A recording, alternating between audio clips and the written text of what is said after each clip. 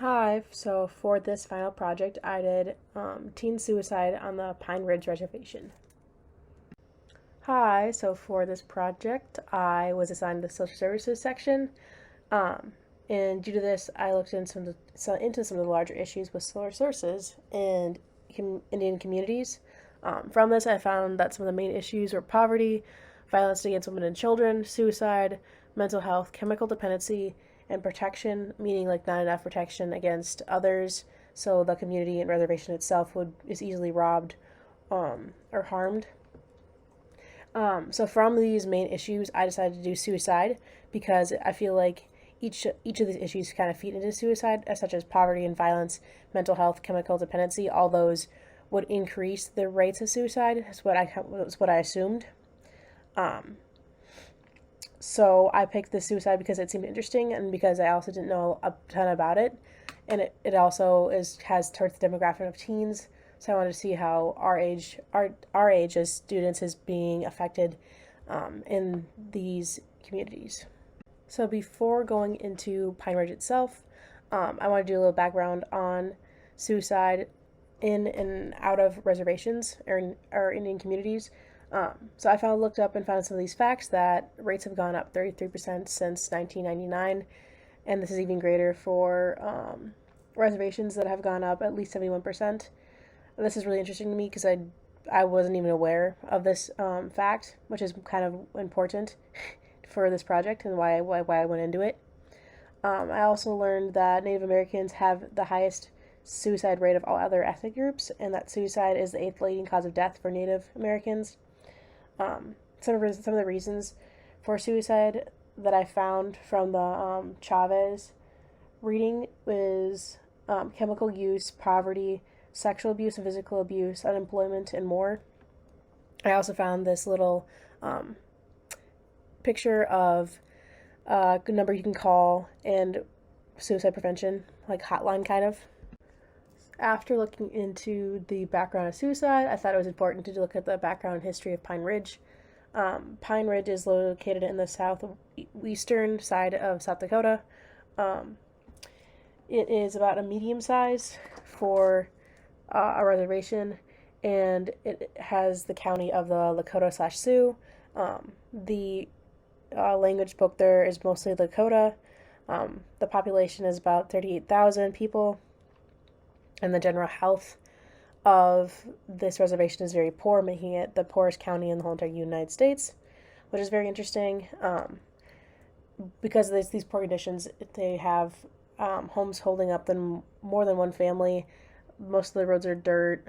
Schools have few computers, if any, and there's not many programs or other like activities for these people to do, making it pretty poor on their mental health.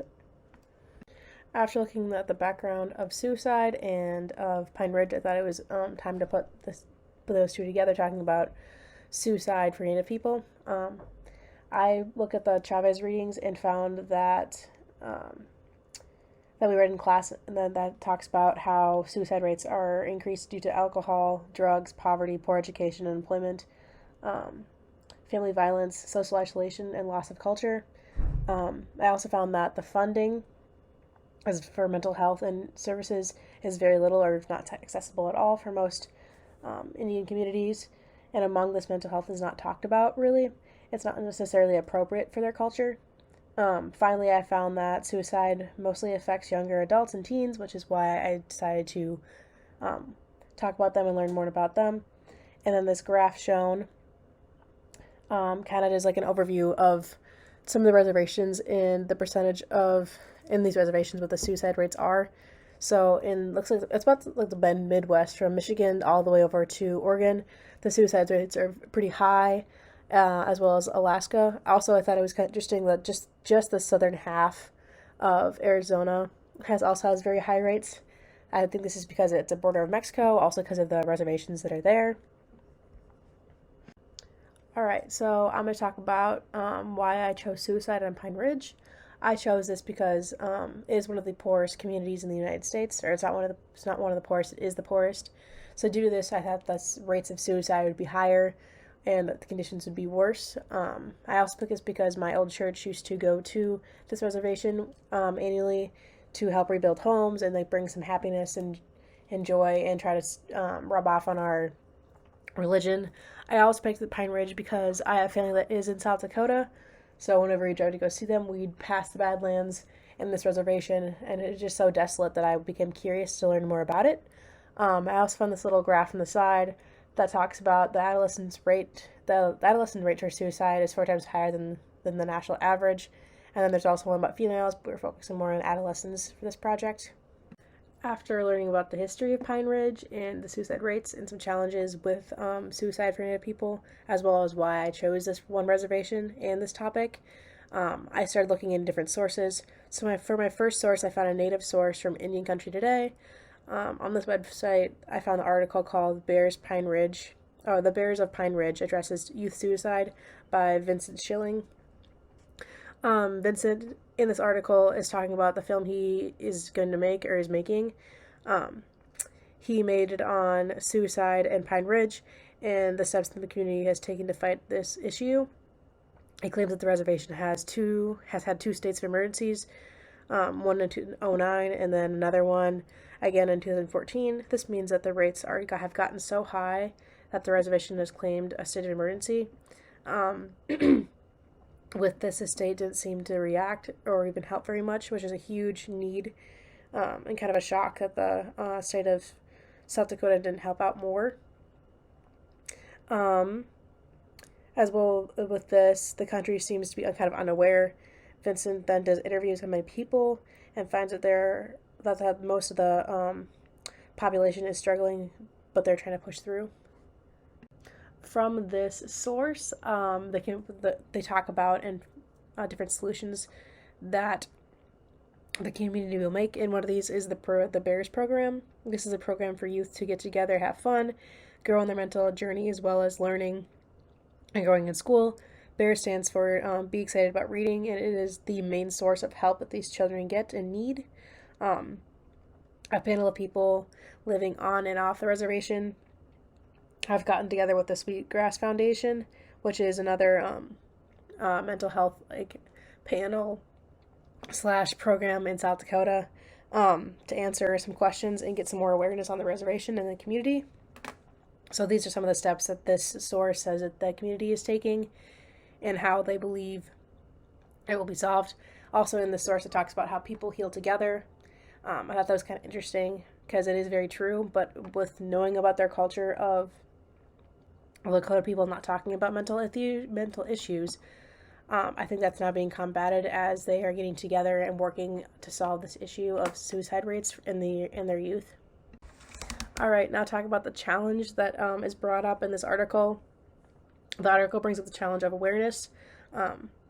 The group of people that are going to make this film went to different colleges and found that 80% did not know of the struggles of Pine Ridge. This is a shocking number because it made the community start the panel and make the film to stop the unknown knowledge of Pine Ridge. The unknown struggles and lack of funding to create these programs for these children is way too high, making these the main challenges brought up from this article. Among this, the article talks about the fear of walking in on a corpse or somebody trying to commit suicide, which is really sad to think about. That's one of the main challenges, is just like that fear of seeing someone like that. And finally, about this one source, we're talking about how it connects back to social services. So this relates back to social services because it brings up the Native perspective and a first-hand experience of this youth suicide on Pine Ridge. All right, so for my second source, I found an article from the New York Times filling in that outside perspective on this issue. This source focuses more on the struggles that the Natives face, claiming that they are helpless and can't solve this issue on their own. This source shares stories that when one teen commits suicide, more will always follow, making the number of suicides concerningly high. In this article, they claim the statement that from this past December to March, there was 103 attempts occurring through the ages 12 to 24, which is just very high. That's very shocking that there's that amount of attempts in that's such short of time period. One of the teams interviewed claims that it's a common thing that these communities face, or that Pine Ridge faces.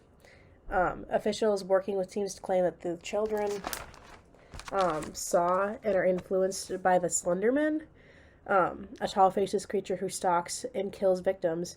But in this case, he influences and pushes these teens to commit suicide.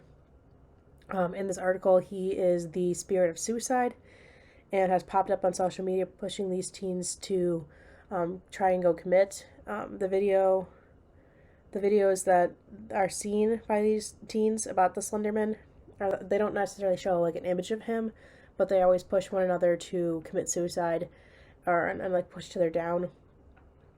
In one of the videos, it directed these children to a specific area that's isolated where you could hang yourself, and another gave instructions how to tie a noose, which I thought was kind of interesting. Alright, so the solution from the source, this article brings up that the Native Health Services are sending members to the reservation to help them and try to get the rates to decrease. The main solution that's talked about in the source is the clergy, as they gather some of these citizens and pray for the children and the teens.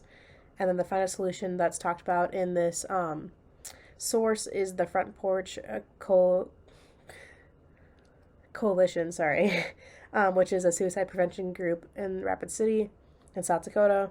But with this final solution, it's so far off the reservation that it's not very effective. Alright, so for this source, the challenges for this issue, saying that there's not enough counselors or services or programs to really help stop or affect the rates on Pine Ridge. Another is that teens are really negative towards one another. In the interviews, in the article, it talks about how children push down their self-confidence and their self-worth towards one another. And then finally, there's the outside sources of stereotypes heard by these children when the volunteers come or other officials. They are always like a little too nice in some ways, making them seem like they will never get off the reservations, or they'll be just like their parents. Okay, for the New York Times source, the connection to the broader issue is that it talks back to the broad issue of social services by talking about suicide. It also shows the non-native side of the issue, and it addresses the teen demographic from media and the teens understanding for themselves from the interviews that they show and talk about in this website. Overall, Pine Ridge is facing a huge challenge of its living conditions, from the houses to the schools to the community itself. This reservation is hurting, and due to this pain, suicide occurs. This reservation needs funding to expand the BEAR program, as well as build many more organizations like it. If the community is rebuilt and the awareness of the situation is spread, suicide rates will decrease. Pine Ridge does, in fact, need help, and they cannot solve this issue on their own because they've had 2 state of emergencies and will most likely have another if something does not change. These are some of the sources that I found and used to find this information for this project. Thank you for listening and watching. I hope you learned something more on Pine Ridge and that you now can help spread awareness as well.